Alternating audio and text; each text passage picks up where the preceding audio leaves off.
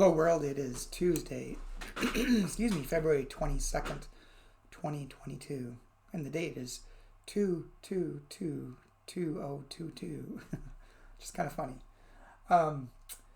Looking out the window at the sky in Defiance. It's kind of overcast and spitty rain today, although unusually warm for February. It's supposed to be high near 60.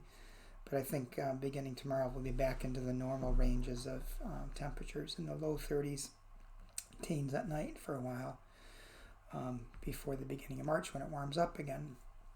The devotion for today is entitled A Better Person Than I Am, and it's written by Kenneth Samuel.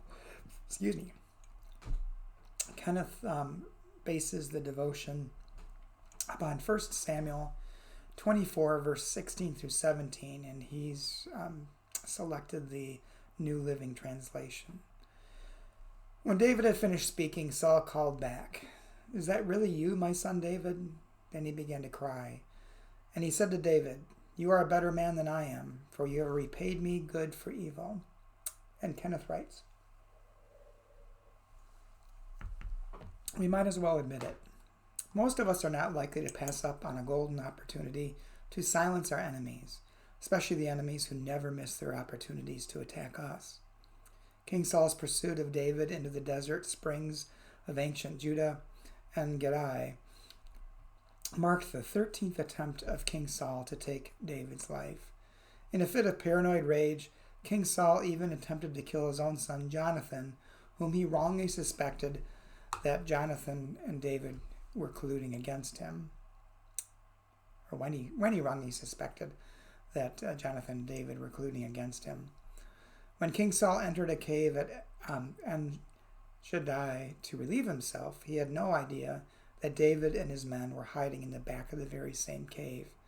Instead of easily taking advantage of Saul's vulnerability and slaying him, David snuck up behind Saul and cut off a piece from the hem of Saul's robe.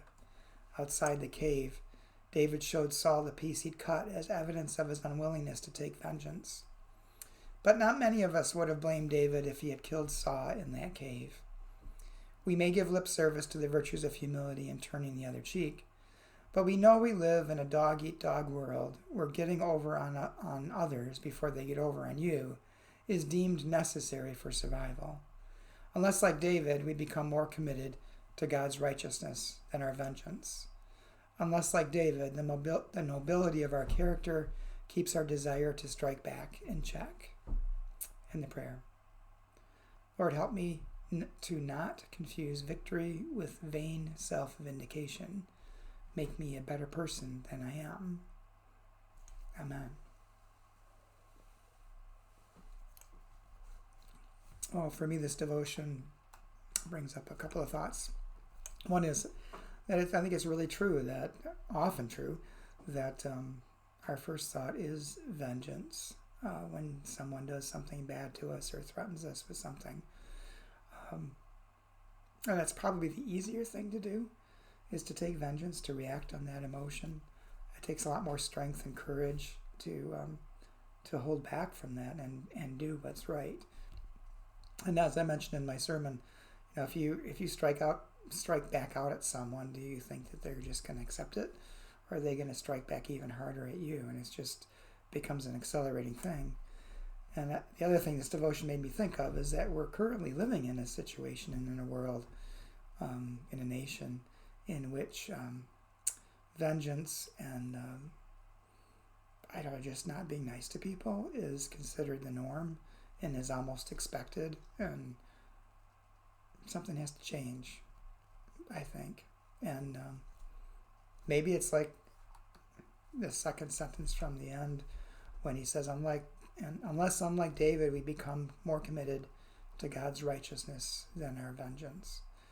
And God's righteousness is always rooted in love. And I know that's not always easy for us. Hope you have a good day, and I hope to talk to you again tomorrow.